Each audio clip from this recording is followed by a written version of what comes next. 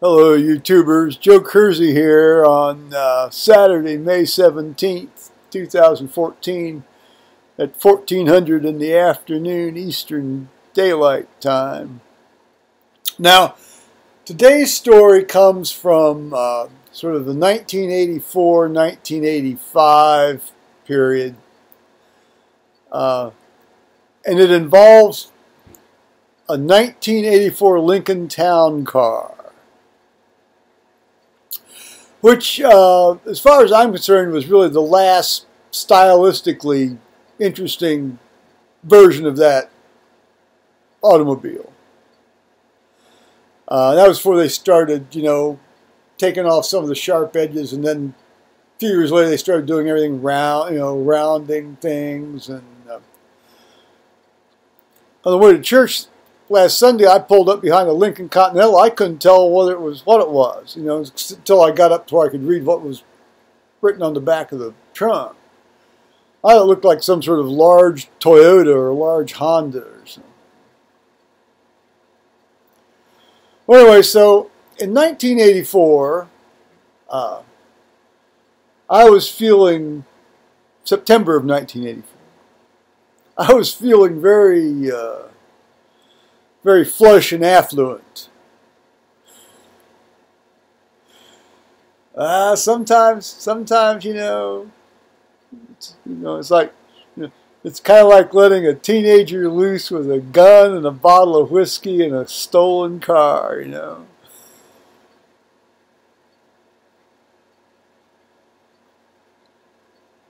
So, I had sort of a low grade always desired a Lincoln. My mother's oldest sister had a Lincoln. Its air conditioning would freeze the back of your brain. It would give you an instant headache and make you sick to your stomach. But it was a great car. It's like a rolling living room. If you like that sort of thing, some people do. I thought maybe I did. Well, so I went out and I went down to, is it Bob Boyd? Yeah, Bob Boyd, Lincoln Mercury, down there on Hamlin Road, in the east side of Columbus. And saw this car. I bought it.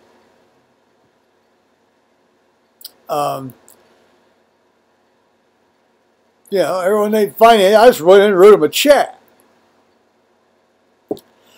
That was back when I could do that kind of stuff. Can't do that stuff now. But I had thought it would be kind of fun to drive this thing home and surprise, Paul with it, because I was going to trade in. What was I going to trade in? Oh, I was trading in my 1981 Escort, which was actually made in 1980, that had upwards of like 65, 66, 67,000 miles on it. And had been a great car. The heater died, of course, in the first year, but what a great fun car to drive. I'd put just some big kick-ass stereo system in it, the big speakers in back. Had like a $700 Pioneer thing in it, which at the time, it's nowadays it wouldn't be that expensive, Nowadays I'd have more sense, but that's what I did then. So I traded that in and wrote him a check for the balance. It wasn't. So it was around. It was about $19,000 automobile. So I thought maybe I could just drive the thing home. Right off the get-go. No, they got to do this, they got to do that. Well, it turned out what they had to do was they had to drill holes in the trunk and put their big metal Bob Boyd dealership thing on the back of the car.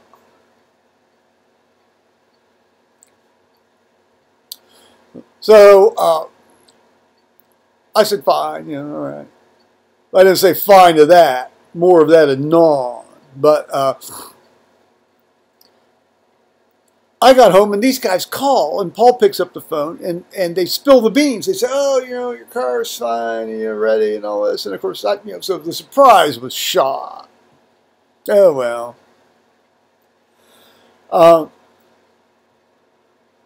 So I drive back there the next day to actually pick up the car. I'm going to turn in the escort then and pick up the car. And I see this big dealership plate on the back of the car. And I said, I'm not going to take that with that thing on there. I said, you're going to take that off, and you're going to have to, putty that thing in and repaint that trunk. They weren't happy about it, but that's what they did. I said, why don't you just put one of those little decals or something on the bumper?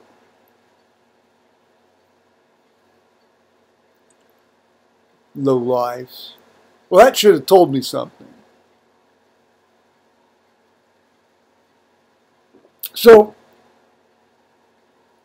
that was in, because of the time it took to get them to redo the trunk and so forth. I didn't get to pick this car up till pretty much the end of September, and then about 2 weeks into October, there was a nice little anesthesia meeting up in Syracuse, New York that I had attended the year before, and it was run just by the chairman of the anesthesia department up there at Syracuse University and Syracuse Medical School, and excuse me, and this was a really nice meeting. You had maybe about maybe 150 guys, 200 guys. And they got in some really big national speakers for this thing. And it was a nice 2-day meeting. You'd have maybe 6 hours first day, and you maybe have 4. So you get like 10 hours of CME, and it's very congenial. And the drug companies would come in, and the equipment companies would come in and lay on some feed bags, and it was very nice. Plus it was fun to go up to Syracuse. Well, I mean, the second year, in '84,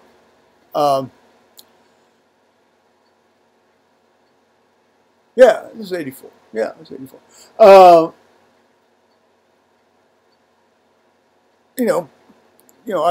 I said, well, Paul, why don't you come up here with me? So he and I drove up in the Lincoln to Syracuse to go to this meeting and stay in the hotel and go to the bars and, do that kind of stuff. And we had a great time. And on the way home, the alternator light starts glowing. Actually, it starts glowing just slightly south of Buffalo on the way home. What's going to happen? What's going to happen? What's going to happen? Because I didn't have AAA, and that was pre-cell phone era and all that kind of stuff. Well, we got home with this, thing glowing red, and I had the good sense to not, to get this thing up out of, the way of other vehicles. And so when I went out to start the next day, it's completely dead. Completely dead. And it was indeed a dead battery. So we could jump start it, but then the thing wouldn't run. It would run for a while and then it would just stop. You could jump start it, it would run for a while and then it would stop. I called the tow truck to come in and towed this thing down to Bob Boyd, wherein they discovered, or they said, there are no discoveries in this story. Well, at the end there is. They said, well, it's a voltage regulator or an electrical regulator or whatever they were calling those things at the time. So they changed it. They said, well, then you need a new alternator. Okay, fine. Which actually, strangely enough, one of the few times I've ever had a repair done under warranty.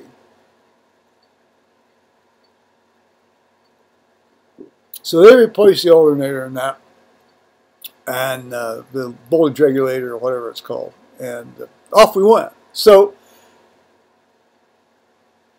I'm driving the car back and forth to work for the next, well, we're getting into winter now, and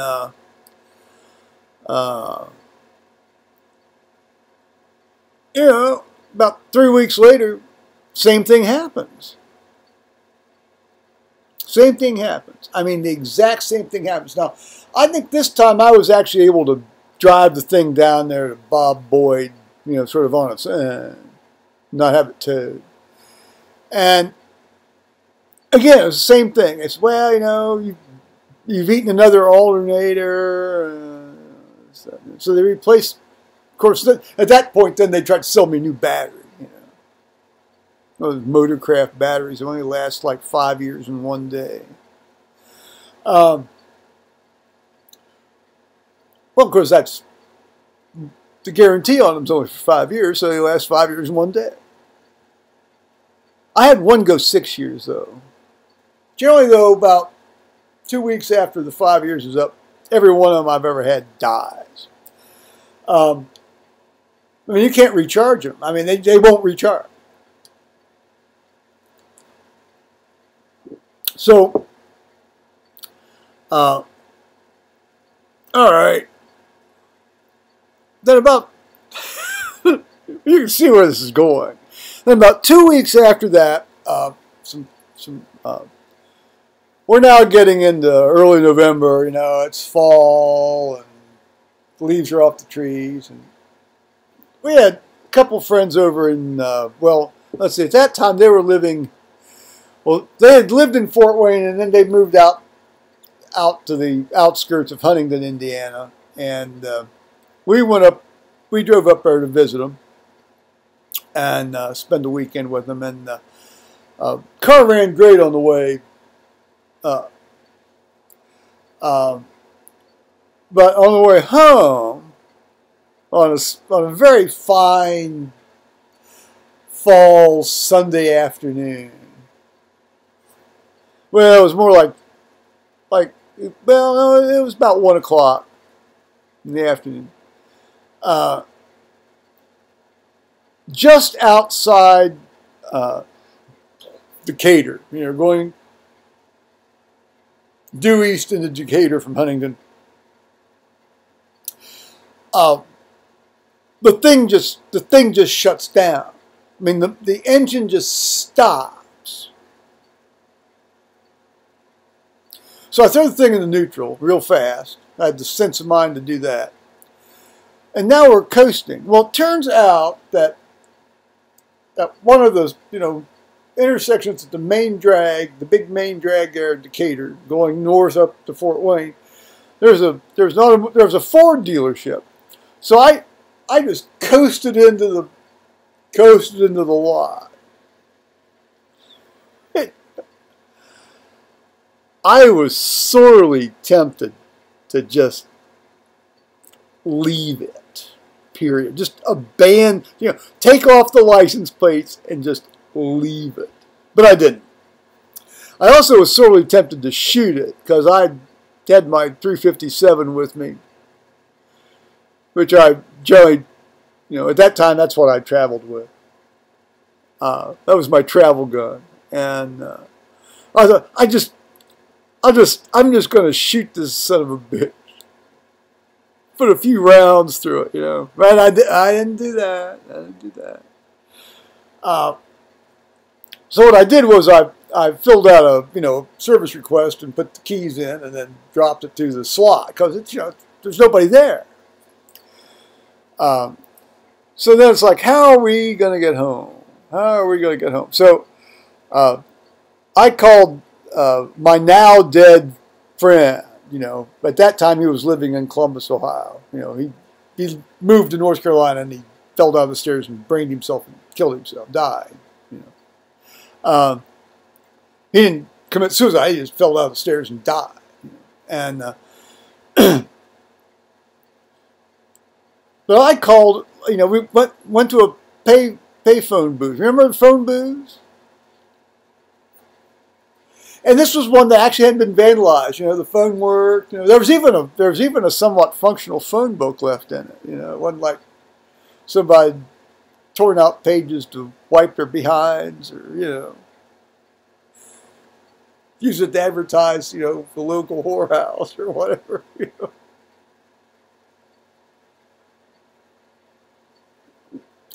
So I called him, and fortunately he was home. And God bless this man. He drove 3.5 hours up from Columbus. Well, it wasn't quite that. It was about just a hair under 3 hours. Up from Columbus to Decatur and picked us up and drove us home. Oh, wow. I mean, that's a good friend that'll do that for you. Yes, indeed. Yes, indeed. So, so the next weekend, well, the next day, of course, I ended up, you know, there's a lot of phone calling back and forth between me and the dealership. And so, following weekend, Paul and I drove up in his, well, whatever his truck or vehicle of the, you know, of the time was. And I picked this thing up and we drove it home. At that point,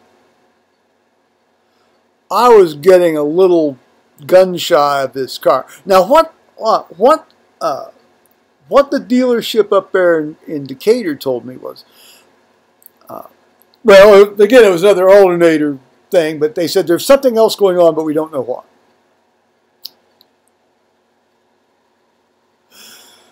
All right. You know, I got the car back. We're back home. We're back, you know. But I decided I wasn't going to, you know, I had to figure out some way to get rid of this car. Now, as it turns out, though, that little action is going to be delayed to the next spring because we had a series of very heavy snowfalls that we weren't able to keep shoveled out of the driveway and the end of the driveway. And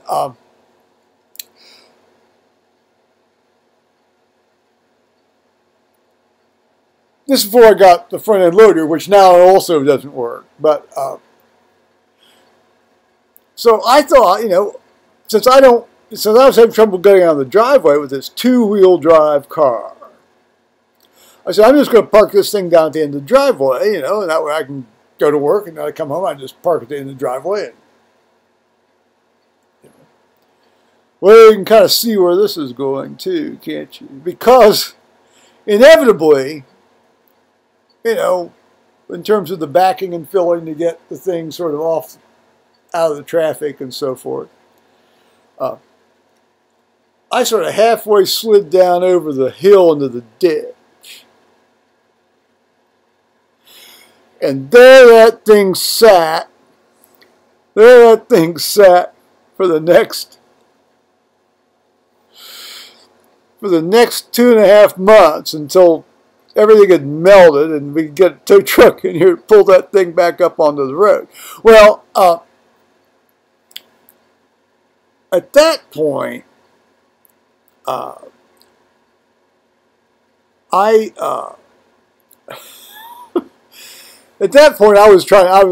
said, you know, I got to get this thing running one more time, and then I'm going to trade it in somewhere. I'm going to take it down and trade it in somewhere. And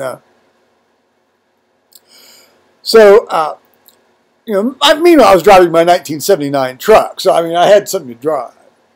I had a 1979 F-250, you know, with the 351 engine in it. So,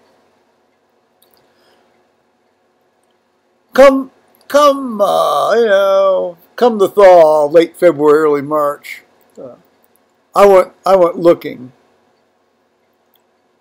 And I found this 1985 F-250 with the 6.9 liter diesel engine. Now that was the common rail diesel engine. It wasn't the direct injection things, but you know, and so I drive this Lincoln. Now, of course, you know, before I drove down there, I took the thing and had the thing completely detailed, you know, waxed and everything vacuumed. This thing looked like a new car. Well, it only had 8,000 miles on it. It essentially was a new car. And so I took this thing down to Bob Kahn. Not Bob Boyd, Bob Kahn.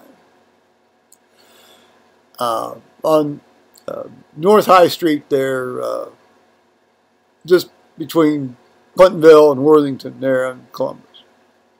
And I don't know if it's still there, but that's where it was then. And I found this 1985 F-250 diesel truck, as I said, and I said, I want this. I want you to take this in on trade, and probably just about an even trade. And it was. They gave me an even trade. I mean, there was no money changed hands. They got the car, I got the truck. I think I had to pay sales tax or something. But okay, you know, because you know, it ran just enough that I could drive it into the lot. And they did a test drive, and it didn't die on them.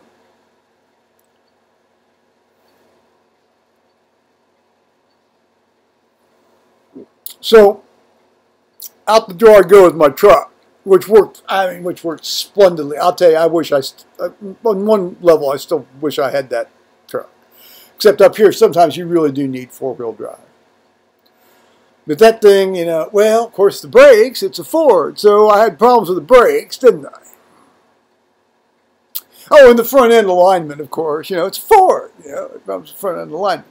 But otherwise, it was a really good truck.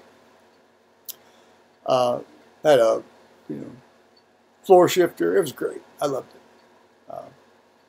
it. So my ex-wife, who was featured in some of my previous tales, was having trouble with her Ford Fairmont. Do you see sort of an underlying theme here, guys?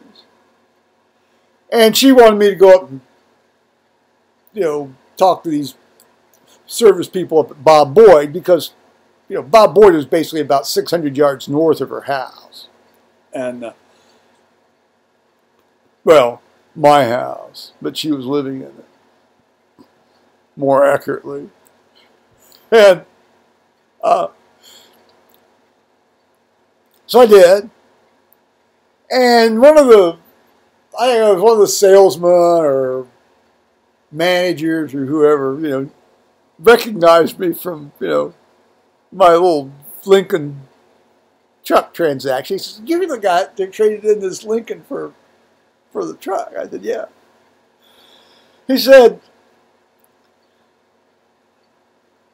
"Are you having problems with that car?" And I said, "Well, hell yes, that's true. What do you think? Why do you think I did that? Of course I was having problems with that car."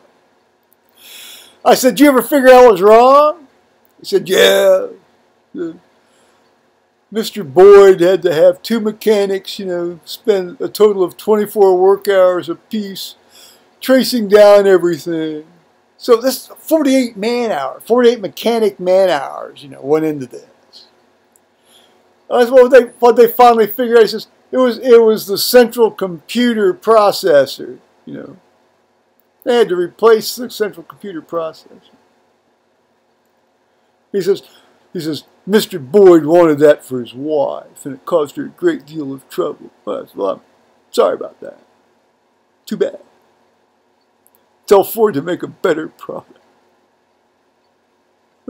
Said he, you know, having just bought another Ford product.